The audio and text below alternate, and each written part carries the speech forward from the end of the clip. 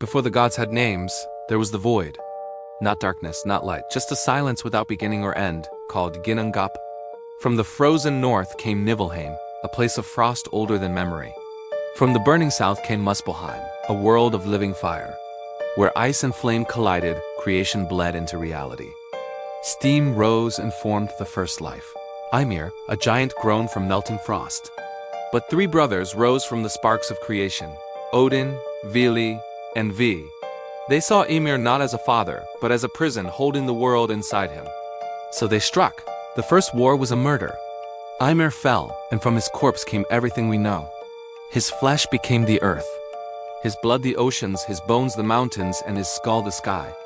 Odin watched this new world form, placing two ravens, thought and memory, to watch over it. But creation has a cost. Tomorrow, we'll see what he paid to learn the secrets of fate. Which myth should I tell next? Comment below, and don't forget to like and subscribe. In the beginning, when the 9 worlds were still young, creation demanded sacrifice. Odin, the architect of this new reality, felt something was missing, a knowledge deeper than the world he had shaped. His journey led him to Yggdrasil, the great world tree whose roots pierced through every realm. Under its ancient branches lay Mimir's well, a pool that reflected the raw truth of all existence. The guardian Mimir warned him, "Wisdom has a price." But Odin was not seeking comfort. He wanted understanding, no matter the cost. Without hesitation, he tore out his own eye and dropped it into the shimmering water. The well didn't just glow. It awakened, radiating a light that felt like pure memory. And in that moment, Odin saw everything. He saw fate unfurl. He saw a colossal serpent growing beneath the ocean, coiling the entire world in its body. He saw a monstrous wolf, destined one day to bite the sky itself. He saw a daughter, half living flesh and half cold death, ruling over the forgotten souls in a realm of shadow. He saw giants marching across broken ground and fire and darkness tearing the heavens apart. He saw Ragnarök. But what others would see as pure doom, Odin saw as a design. The end was not a failure, it was part of a necessary pattern. To understand it fully, he made another sacrifice. He hung himself from the branches of Yggdrasil for 9 nights, pierced by his own spear, suspended in the twilight between life and death. He wasn't trying to die, he was trying to change. In that state, the runes revealed themselves to him, symbols older than the gods, carved into the very bones of reality. He learned magic not through worship, but through self-sacrifice. When he finally came down, he was no longer just a king. He was the Allfather, carrying the memory of the world as end inside the empty space where his eye used to be. He returned to Asgard with a plan. He would forge weapons not of metal, but of flesh and blood. He would raise children who could hold back fate for as long as destiny allowed. One of them would become the wall between order and chaos, a storm given a god's form. Tomorrow we meet him. Thor, the god of thunder, Odin's answer to prophecy. Which myth should I tell next? Let me know in the comments below, and don't forget to like and subscribe for more. Odin saw fate, an ending carved into the bones of the world. He couldn't stop Ragnarök, but he could shape the time before it. From this purpose came his most powerful son, Thor. Thunder didn't teach Thor to roar. He was born with lightning in his veins, a heartbeat like a distant storm. As a child, he lifted stones bigger than warriors. As a youth, he crushed monsters stalking the edges of creation. Thor never learned doubt, only action. Where Odin whispered to fate, Thor smashed through it like a hammer breaking chains. From deep beneath the mountains, dwarves forged his weapon, Mjolnir, not smooth, but brutal. A hammer made to end giants, not impress kings. Its head held the weight of a dying star. When Thor raised it, storms gathered like wolves. Thunder became his herald. Lightning became his language. The giants feared him because Thor was the wall between order and chaos. Which myth should I tell next? Let me know in the comments, and don't forget to subscribe. They say the world was born from a wound when Odin slew the giant Ymir. From that first act of violence, the giants were born beings of ice and rage, older than the gods themselves. They dwell at the very edges of creation, a constant reminder that chaos is always waiting. And against that chaos, the gods needed a defense. Where others built walls, Thor was the wall. He rode across the sky in a chariot pulled by goats, a living storm chasing down the giants who threatened the world of men and gods. Mjolnir, his hammer, didn't just strike his foes. It shattered mountains and turned peaks to dust. He battled titans made of stone and frost giants in blizzards, so cold the air itself turned to daggers. Every victory was a declaration. Chaos would not win. Not while Thor still drew breath. Loki doesn't storm into a story. He's the whisper that changes the meaning of a rune, the shadow that dances just at the edge of the firelight. Born of giants, yet welcomed into the golden halls of Asgard, Loki walks a razor's edge between worlds, a boundary no other soul can hold.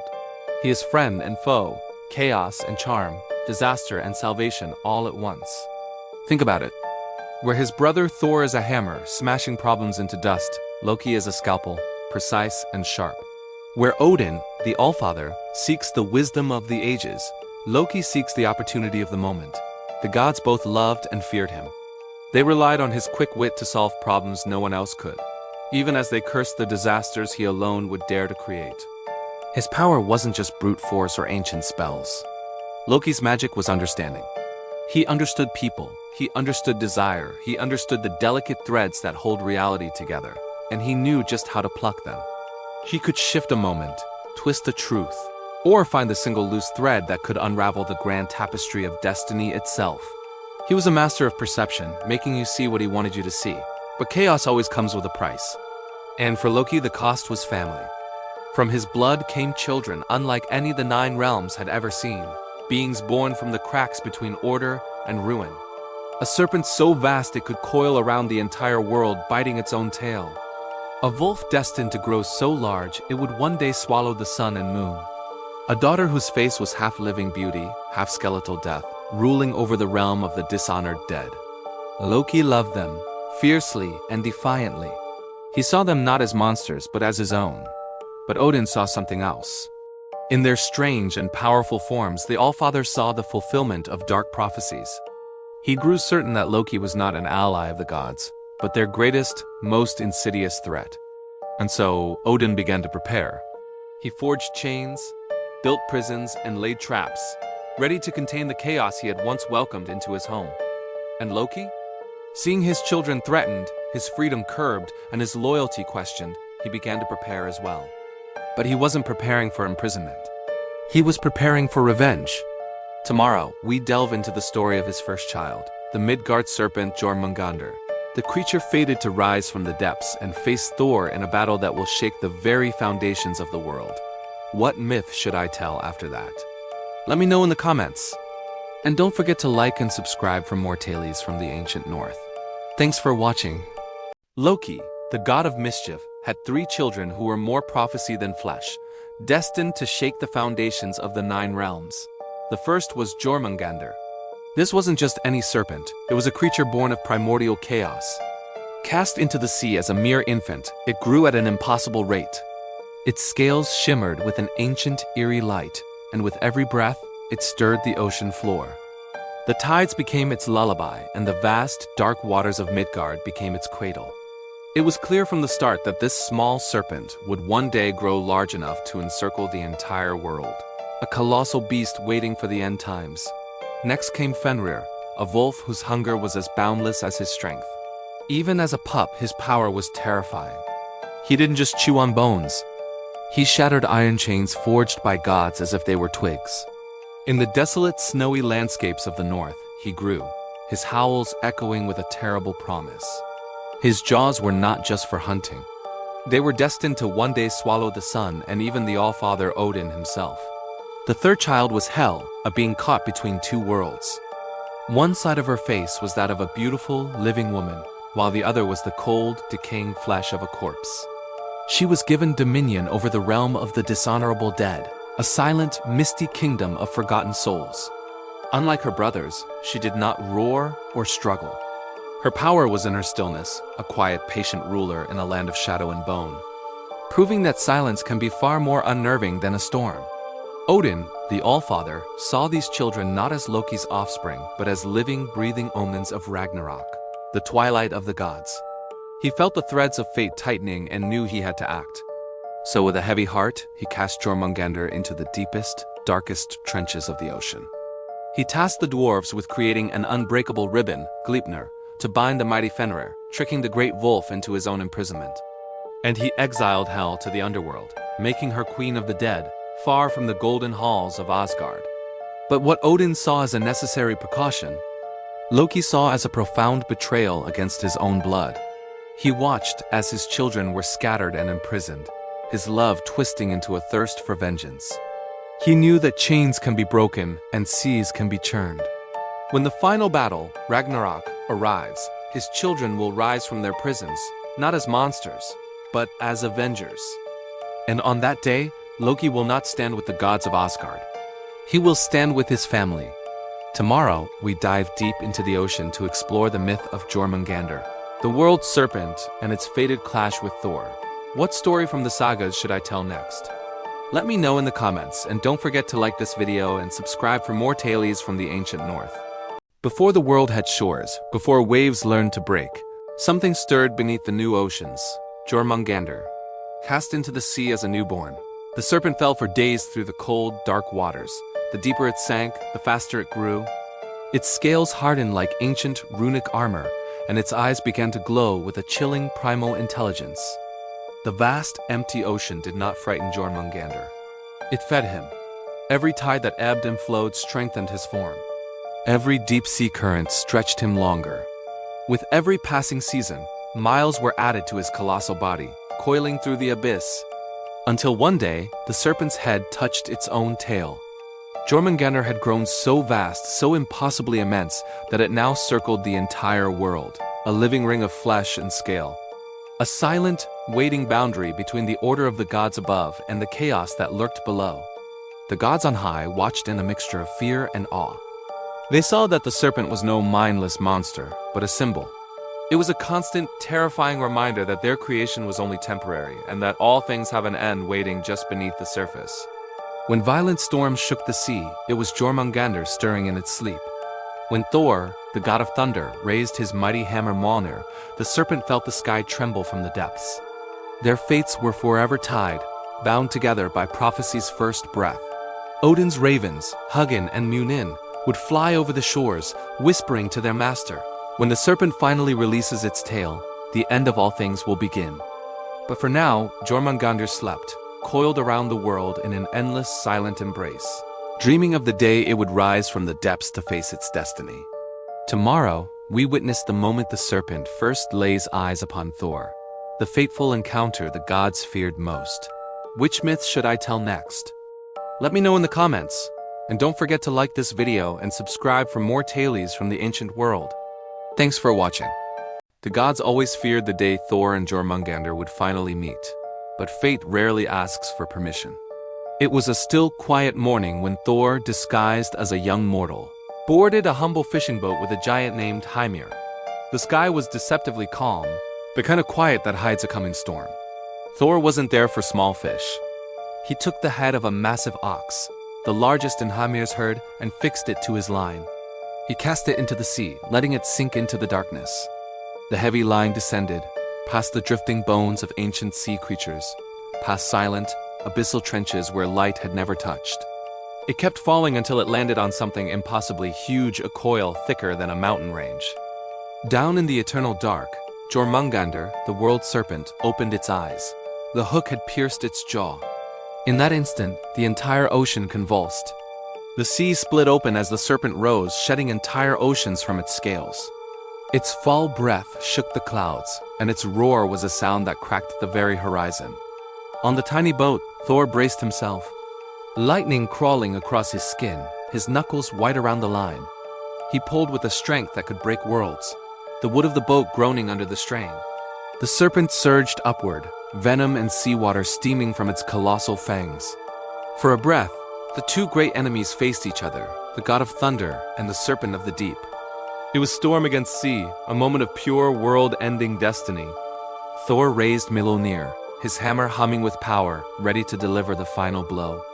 If that hammer fell, Ragnarök itself would begin, long before its time.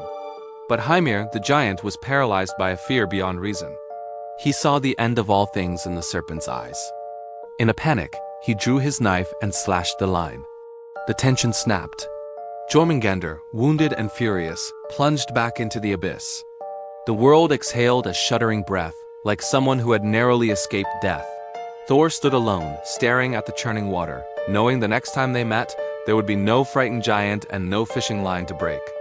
Tomorrow, another beast rises from the myth's Fenrir, the wolf whose jaws are said to devour the sky.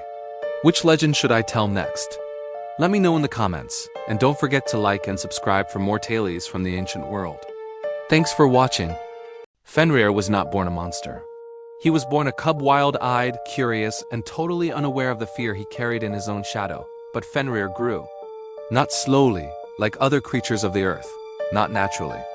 Fenrir grew like a wildfire, like an idea too powerful to contain. Each day, his paws widened, his shoulders broadened, and his raw, primal fur seemed to bristle with an untamed energy. Each night, his hunger deepened, a gnawing void that nothing in Asgard could fill. Soon, the gilded halls of the gods felt too small, the ceilings too low. The Aesir, the gods of Asgard, watched him with tightening smiles and ever more cautious steps. They saw the prophecy taking shape before their very eyes, a beast destined for ruin. Only one among them did not fear him. Tyr, the god of courage and law, saw not a monster, but a responsibility. He was the one who fed Fenrir, who trained him, who even managed to laugh beside the colossal wolf as he grew. Where others saw a terrifying future, Tyr saw a creature in the present that needed guidance. But Odin, the All-Father, saw something else entirely. With his ravens whispering tales of destiny into his ears, he saw a future where Fenrir's jaws stretched wide enough to swallow the sky itself. A future where the wolf devoured gods beneath a broken, darkened sun. Fear, you see, does not ask for permission. It simply acts. It schemes. The gods decided that Fenrir must be bound. Not punished, they told themselves, but restrained for the good of all. So they brought him chains. The first set, called Legagingir, was made of iron links as thick as ship anchors. They presented it as a game, a challenge to the great wolf's legendary strength. Fenrir, trusting and proud, allowed them to bind him. With a single casual flex of his muscles, he snapped the chains like dried twigs. Undeterred, the gods forged a second chain, Drami, twice as strong. Again they challenged him. And again, with a joyous, terrifying roar, he shattered the metal, sending links flying across the snowy ground. Each broken chain fed the gods' growing terror. Each confident smile from Fenrir was a stark reminder that destiny was growing far faster than their courage could keep up. Tomorrow, the gods will attempt one final, desperate binding, a ribbon of magic that looks fragile but holds an impossible power, and it will cost one of them dearly. Which myth should I tell next? Let me know in the comments, and don't forget to like this video and subscribe for more tales from the ancient world. Thanks for watching. The mightiest chains of iron could never hold the great wolf Fenrir. So the gods of Asgard, desperate and afraid, turned to the dwarves, masters of impossible creations. Deep beneath the mountains, in the heart of their forges, the dwarves crafted something new. They took the sound of a cat's footfall, the beard of a woman, the roots of a mountain, the sinews of a bear, the breath of a fish, and the spittle of a bird. From these things that do not exist, they wove a binding, Gleipnir. It appeared as nothing more than a silken ribbon, soft to the touch and light as air. The gods brought it before Fenrir, who had broken every fetter they had ever placed on him. He eyed the delicate strand with suspicion, smelling the deep magic woven into its fibers. The wolf laughed, a sound like grinding stones. "You test me again with a trick," he growled.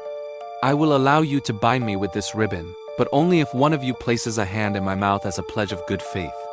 A sign that you will release me if it proves to be a trap." A heavy silence fell upon the gods. They exchanged uneasy glances, none willing to make such a sacrifice. Fear had conquered their honor, all but one. Tyr, the god of justice and courage, stepped forward. He looked into the wolf's ancient eyes, understanding the terrible bargain. He knew what the others would not admit. If the ribbon was harmless, his hand would be safe. If it was a trick, the price would be his. Without hesitation, he placed his right hand between Fenrir's massive jaws. The gods wrapped the silken ribbon around the wolf's powerful legs. As the final knot was tied, Gleipnir tightened, its impossible magic biting into Fenrir's flesh. He strained against it, his muscles bunching like mountains. The ground trembled, and the sky groaned under the force of his struggle, but the ribbon held fast. The more he fought, the tighter it became, A terrible realization dawned in Fenrir's eyes. Betrayal. With a roar of anguish and fury, his jaws snapped shut. Tyr cried out, not in surprise, but in the agony of destiny fulfilled. The gods turned away, unable to watch. They had bound the beast that would one day devour the sun. They had saved their world for a time. But in their deceit, they had sealed their own fate and proven the prophecy true. Fenrir's howl was not one of simple rage. It was a promise of vengeance, an oath of betrayal that would echo through the ages, all the way to Ragnarök.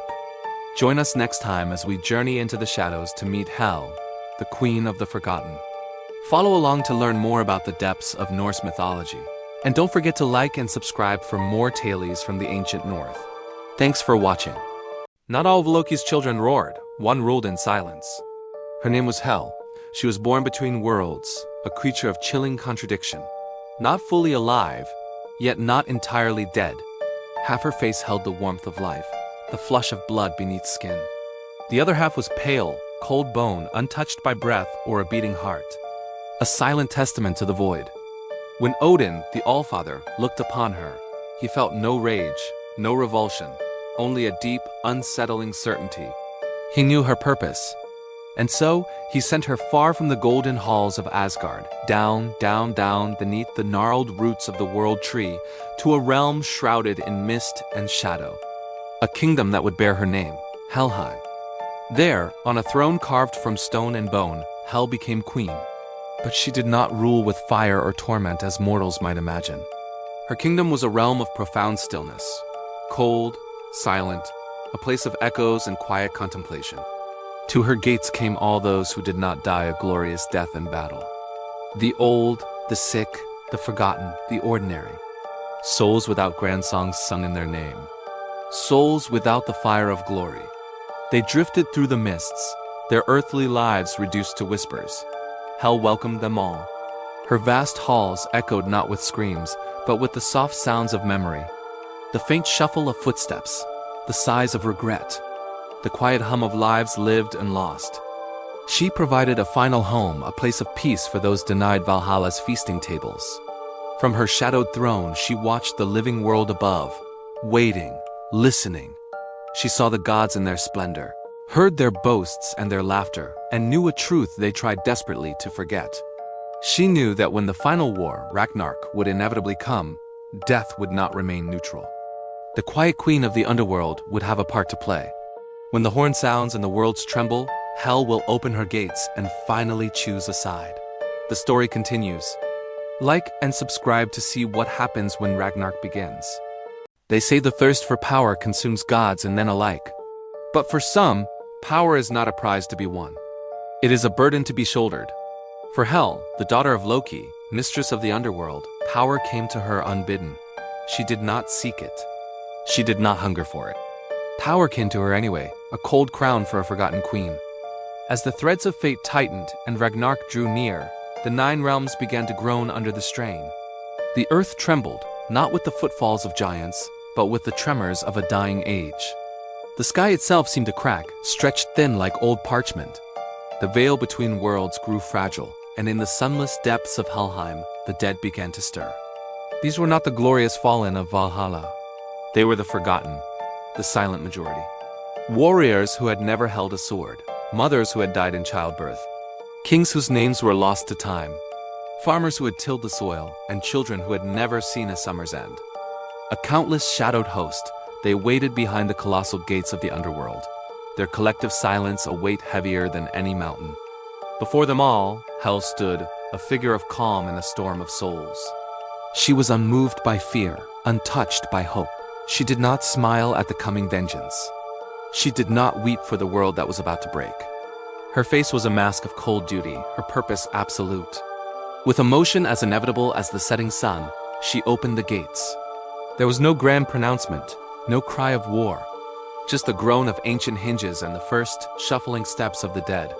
They marched, not with the screams of the berserker, nor the cheers of a righteous army. They marched with the quiet, relentless purpose of the tide. A river of souls flowing out into the world of the living.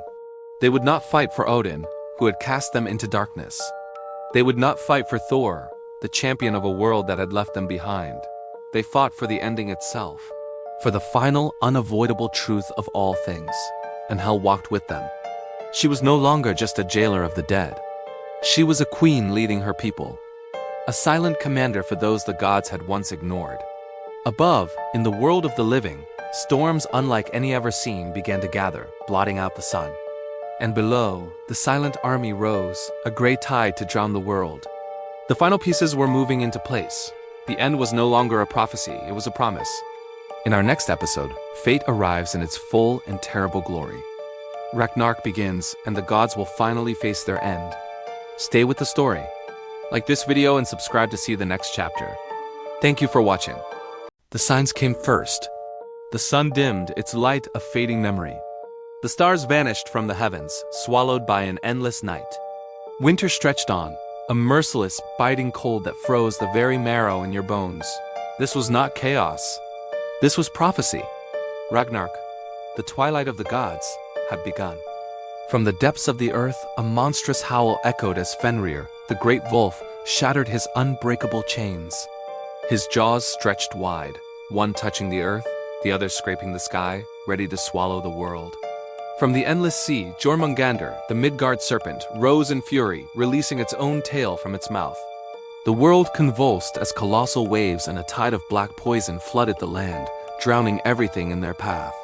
From the dark realm of Helheim, Hel herself marched forth, leading an army of the dishonored dead, their ghostly forms a tide of silent dread.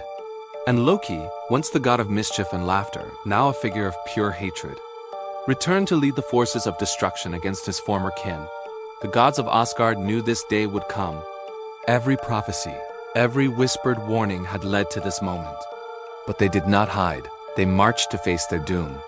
Odin, the Allfather, rode at the head of the divine host on his eight-legged steed. His spear Gungnir held ready, his ravens, once messengers of knowledge, now flying silent at his side. Thor, the god of thunder, walked toward the raging sea.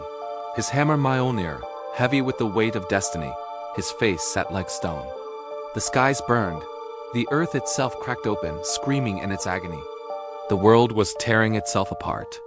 In the heart of a storm so violent it split the horizon, Thor met Jormungandr. Hammer struck scale in a cataclysm of thunder and fury. Venom filled the air, a choking, lethal mist. With a final earth-shattering blow, Thor killed the great serpent. But as the beast fell, it spat its dying poison upon him. The god of thunder took 9 steps, a final, defiant walk against fate. And then he fell, claimed by the venom he had fought so bravely. Odin, the wisest of all, faced Fenrir, the embodiment of cosmic hunger. It was a battle of ancient power against insatiable rage, wisdom against destruction. But destiny is a cruel master. The great wolf, in a final terrible act, devoured the Allfather whole. The world shattered as gods fell like dying stars, their light extinguished forever. But this is not the end of the story. In the next episode, the final battles will be fought, and from the ashes of the old world, something new and wholly unexpected will rise. Don't miss the conclusion. Like this video and subscribe to stay with the story for the next chapter. The final blows were struck in fire and silence. Beneath a broken sky, Loki and Heimdall, enemy and mirror, found each other. They killed one another without words. The world burned. Surtur, the fire giant, unleashed his flames, consuming the 9 realms. Mountains collapsed into dust, and the raging seas swallowed the land. And then, after the fury and the screams, everything went quiet. The old world, scarred and broken, sank beneath the waves, lost to memory. But the story did not end there. In the great silence that followed, a new world was waiting. From the ashes of the old, Greenland rose again, fresh and pure. Rivers, clean and clear, began to flow. The branches of great trees reached for a new sun, their leaves unfurling in the quiet air. The sky, once choked with smoke, cleared to a brilliant blue. A handful of gods survived the devastation. Baldur, the Shining One, returned from the realm of death, his light a promise of what was to come. And deep within the protective embrace of the world tree, Yggdrasil, 2 humans awakened. Elef and Lefrasur, man and woman, the beginning of a new age of mortals. The ancient Norse believed that the world must end. Not as a final desperate act, but as a necessary renewal. They understood that even gods are not eternal. that nothing lasts forever. Only the cycle of death and rebirth is constant. This is the end of the Norse saga, a tale of tragic endings and hopeful beginnings. But there are countless other legends waiting to be told. Subscribe and join me for the next mythology where a new legend begins.